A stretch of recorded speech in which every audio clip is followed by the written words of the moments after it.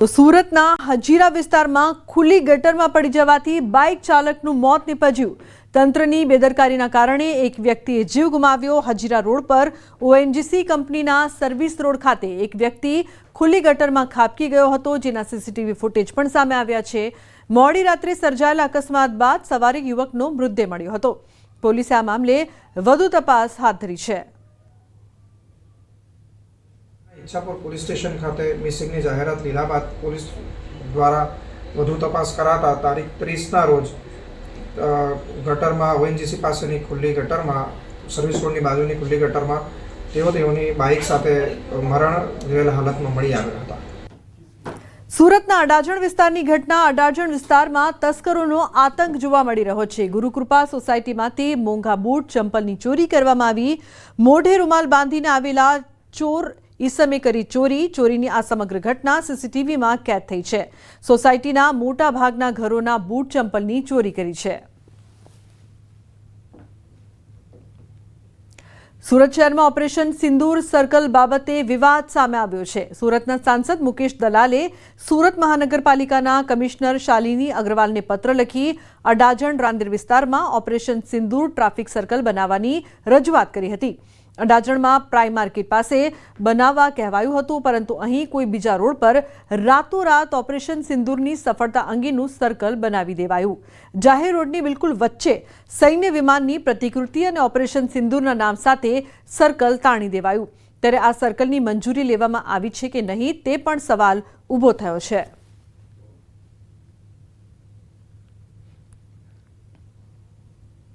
આ વિસ્તારમાં એક ઓપરેશન સિંદૂર સર્કલ બનાવવામાં આવે, જેમાં આ જે પણ કોઈ શસ્ત્રો વપરાયો હોય એની કલાકૃતિઓ પ્રતિબદ્ધ રૂપે મૂકવામાં આવે, જેથી એની કાયમી યાદ સ્વરૂપ રહી શકે અને આવનારી પેઢી પણ ઓપરેશન સિંદૂરના મિશનને યાદ રાખી શકે। ઓપરેશન સિંદૂર સર્કલનું કાયમી ધોરણે નિર્માણ કરવા માટે મેં મ્યુનિસિપલ કમિશનરને એક પત્ર લખ્યો છે, જો એમાં સાંસદશ્રીની ગ્રાન્ટ પર નીતિ નિયમે અનુસાર વપરાઈ શકતી હોય તેમાં ગ્રાન્ટ આપવા પણ તૈયાર છે।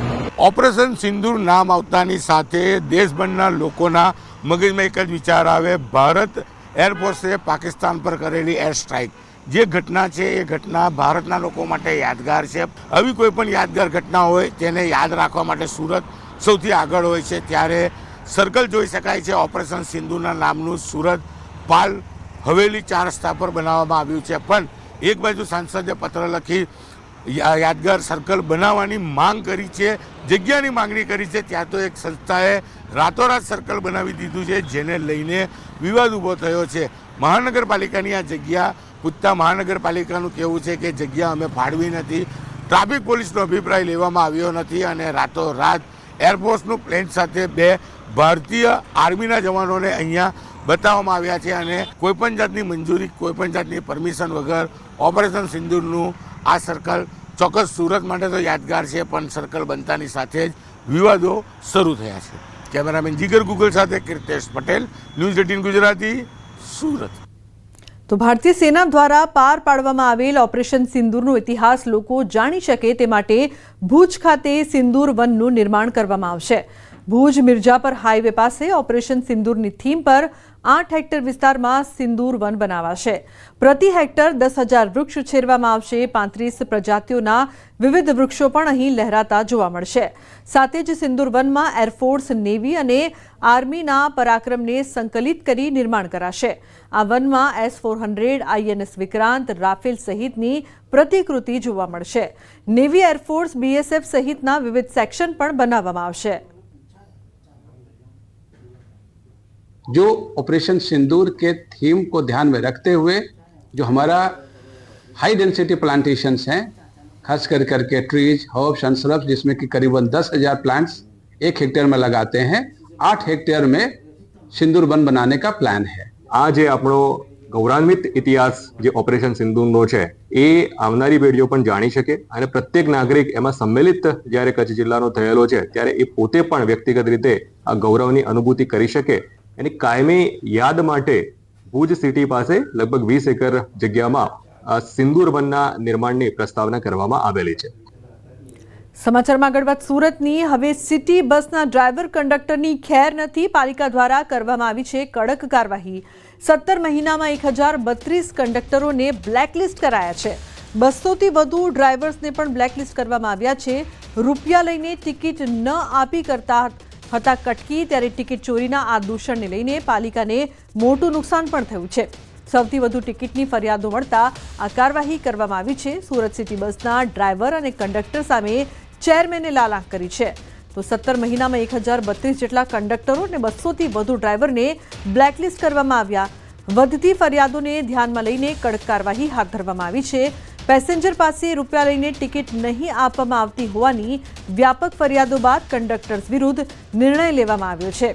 તો સ્ટોપ પર બસ નહીં રોકવા, ઓવરસ્પીડમાં બસ ડ્રાઈવ, કાનમાં ઇયરફોન નાખીને ડ્રાઈવ કરતા 218 જેટલા ડ્રાઈવરો સામે ગંભીર પ્રકારની કાર્યવાહી કરવામાં આવી છે. જે કંડક્ટર પેસેન્જર પાસે પૈસા લઈ લે અને એને ટિકિટ નહીં આપે, આવા કંડક્ટરો માટે અમે લાલ આંખ કરીને એને બ્લેકલિસ્ટ કર્યા છે. બ્લેકલિસ્ટ કર્યા પછી કોઈ પણ અધિકારી હોય કે અમારા રાજકીય કોઈ પણ વ્યક્તિ હોય અમને ભલામણ આપે, પરંતુ અમે સોફ્ટવેર જ એવી રીતે વિકસાવ્યું છે, નાખે એટલે એને આજીવન આ કોર્પોરેશનના પગ ના મૂકી શકે. મહેસાણા આરટીઓએ નિયમોના ઉલ્લંઘન સામે કડક પગલાં લેતા 46 જેટલા બાઇક ચાલકોના લાયસન્સ સસ્પેન્ડ કર્યા છે. આ વાહન ચાલકો 3થી વધુ વખત હેલ્મેટ વિના પકડાયા હતા. જિંદગી સાથે ચેડા કરતા આવા બેદરકાર ચાલકોના લાયસન્સ 3 મહિના માટે સસ્પેન્ડ કરવામાં આવ્યા છે. જે ટુ વ્હીલ વાહનો જેમાં વાહન ચાલક હેલ્મેટ પહેરતા નથી એવા વાહનો પર જે પણ કેસ બન્યા હોય એટલે કે ચલાન બન્યા હોય, એવા ચલાનની જ્યારે કમ્પ્લેન આરટીઓને મળે અને આવા ગુનાઓ રિપીટેડ હોય એટલે કે 3થી વધુ વાર હોય તો એવા વાહન ચાલકો ઉપર કાર્યવાહી કરવામાં આવે. તેમનું ડ્રાઇવિંગ લાયસન્સ અમે સસ્પેન્ડ કરેલું છે. તાજેતરમાં અમે 46 એવા વાહન ચાલકો છે જેના લાયસન્સ અમે સસ્પેન્ડ કરેલા છે.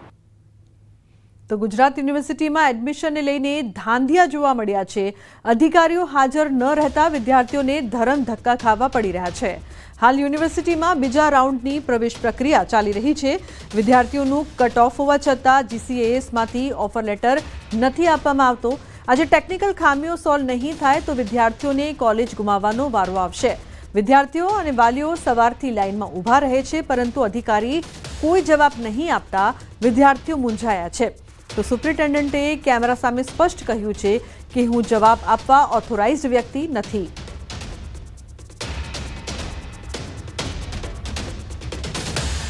ગુજરાત યુનિવર્સિટી આ વિદ્યાર્થીઓ માટે અલગથી કોઈ વ્યવસ્થા કરશે તે પણ હજુ સુધી કોઈ અધિકારીઓ જવાબ માંગવા માટે અમે અહીંયા આવ્યા ત્યારે એડમિશન સેલ ખાતે કોઈ પણ એવા ઉચ્ચ અધિકારી કે જવાબદાર અધિકારી હાજર નથી કે આ વસ્તુનો જવાબ આવી શકે. તે માટે આજ રોજ ગુજરાત NSUI દ્વારા અહીંયા દરેક વિદ્યાર્થીઓની રજૂઆત સાંભળવામાં આવી, કોલેજનો સંપર્ક સાધવામાં આવ્યો અને લિસ્ટ નવું બની રહ્યું છે તે બાબતે કોલેજને પણ જાણ કરવામાં આવે કે આ લિસ્ટ નવું બનાવે. પણ હજુ પણ વિષય એ જ છે કે અહીંયા કોઈ જવાબદાર અધિકારી છે નહીં, તો આ વિદ્યાર્થીઓનું શું? ગ્રેજ્યુએશન માટે ગુજરાત યુનિવર્સિટીમાં જીકાસ દ્વારા જે છે તે રજિસ્ટ્રેશન બાદ કોલેજોમાં એડમિશન પ્રોસેસ તો શરૂ 1 મહિનાથી કરવામાં આવી છે, પરંતુ વિદ્યાર્થીઓ જે છે તે રઝળી રહ્યા છે કારણ કે હજુ પણ એડમિશનના કોઈ પણ પ્રકારના ઠેકાણા નથી. અને તેને લઈને જ અહીંયા ગુજરાત યુનિવર્સિટીમાં આપ જોઈ શકો છો કે લાંબી લાઈન જે છે તે વિદ્યાર્થીઓની લાગેલી છે. અને એડમિશન ક્યારે મળશે કારણ કે કોલેજના લિસ્ટમાં નામ છે છતાં પણ તેઓને કન્ફર્મેશન લેટર જે છે તે જીકાસ દ્વારા મળ્યો નથી અને તેના કારણે જ ક્યાંક ને ક્યાંક હજુ પણ જે છે તે પ્રવેશ અટવાયેલો છે વિદ્યાર્થીઓનો. વિદ્યાર્થીઓ આપણી સાથે છે. શેમાં એડમિશન માટે તમે પ્રોસેસ કરી હતી ને શું અત્યારે? આજે ટીબરીવાલામાં ફોર્મ ભર્યું હતું તો કાલે બી ભર્યા હતા, પણ એ લોકોએ એવું કીધું કે હજુ ઓનલાઈન નથી આવ્યું તો તમે વેઇટ કરો, બપોરે આવી જશે નહીં તો સાંજે. તો આજ સવાર સુધી જોયું બટ હજુ સુધી નહીં આવ્યું તો એમને અમને અહીંયા મોકલ્યા. બટ હજુ જીકાસમાં બી ઇસ્યુ બતાવે છે તો એ લોકોએ નવું અપડેટ કરીને મોકલ્યું છે, બટ એમાં હજુ બતાવ્યું નથી અને અમે હજુ બી ટ્રાય કરીએ છીએ પણ નથી આવતું ઓનલાઈન અમારે. કેટલા સમયથી યુનિવર્સિટીના ધક્કા ખાવા? અમે 2 દિવસથી આવીએ છીએ કે 2 એમને કાલે એવું કીધું કે આજનો દિવસ રાહ જુઓ, કાલ સાંજ સુધીમાં તમારું થઈ જશે. પણ આજે થયું નહીં એટલે અમે ફરી અહીંયા એટલે અમને કીધું કે રાહ જુઓ, તમે અપડેટ થઈ જશે. પણ હજુ સુધી કોઈ જવાબ મળ્યો નથી. તમારી ડોટરને શું પ્રોબ્લેમ આવી? મારી ડોટરને સેમ આરજે ટીબરીવાલા માટે હા, મારા આરજે તિબરેવાલમાં લેવું છે. ત્યાં કોલેજની લિસ્ટમાં તો નામ આવી ગયું છે, પણ અહીંયા જીકાસમાં એમનું ફોર્મ જ અપલોડ નહીં થતું. તો ત્યાં સુધી તો અમે કઈ રીતે આગળ પ્રોસેસ વધારી અમારા કોલેજમાં એડમિશન લેવું, અને આજે છેલ્લો દિવસ છે. અહીંયા શું જણાવે છે તમને લોકોને પૂછવા આવે? એટલે હું તો અત્યારે જ આવી છું, મારા પેરેન્ટ્સ ક્યારના અહીંયા ઊભા છે, એટલે અહીંયા એવું કીધું છે કે અમે લિસ્ટ જીકાસમાં ચેક કરાવીએ છીએ કે આ આરજે તિબરેવાલનો કોમન પ્રોબ્લેમ છે, તો જીકાસમાં એમણે જાણ કરી છે અને નવું લિસ્ટ કંઈક અપડેટ કરે છે. આ અન્ય વિદ્યાર્થીઓ છે, તમારે શું પ્રોબ્લેમ આવી રહ્યો છે? બસ સેમ પ્રોબ્લેમ છે. આજે ત્રિપુરામાં મારું કટ ઓફ આવી ગયું છે, પણ ઓનલાઈન વેબસાઇટ પર મને ઓફર લેટર નહીં આવ્યો. જીકાસમાં શું પ્રોબ્લેમ આવી રહ્યો? જીકાસમાં ઓફર લેટર નહીં આવ્યો, અને એ લોકો એવું કહે છે કે નવું મેરિટ લિસ્ટ આવશે અને તમે જુઓ. અહીંયાથી એવું કહે છે કે કોલેજમાંથી જ તમને જાણ થશે, કોલેજમાંથી એવું કહે છે કે તમને અહીંયાથી જાણ થશે. એટલે આમથી આમ કરે છે. ધક્કા ખવડાવી રહ્યા છે. मेरा भी यही सेम ही प्रॉब्लम है कि कॉलेज की जो लिस्ट है उसमें मेरा नाम है, बट मेरे को ऑफर लेटर नहीं आया है. और यहाँ से बोला है कि ऊपर जो टेक्निकल इश्यूज है वहाँ पे बात की और सुबह से बस वेट ही कर रहे हैं अभी तो. તો આ છે વિદ્યાર્થીઓ કે જેઓ એડમિશન માટે ધક્કા ખાઈ રહ્યા છે. કોલેજમાંથી જણાવવામાં આવે છે કે યુનિવર્સિટીમાં જાઓ, અને યુનિવર્સિટીમાંથી જણાવવામાં આવે છે કે કોલેજમાં જાઓ. અને 1 મહિનાથી આ એડમિશન પ્રોસેસ શરૂ થઈ છે, પરંતુ હજુ સુધી વિદ્યાર્થીઓના એડમિશન કન્ફર્મ થયા નથી, અને તેને કારણે વિદ્યાર્થીઓ અત્યારે પણ મુશ્કેલી અનુભવી રહ્યા છે. કેમેરામેન પ્રકાશ દેસાઈ સાથે સંજય ટાંક, ન્યૂઝ 18 ગુજરાતી, અમદાવાદ.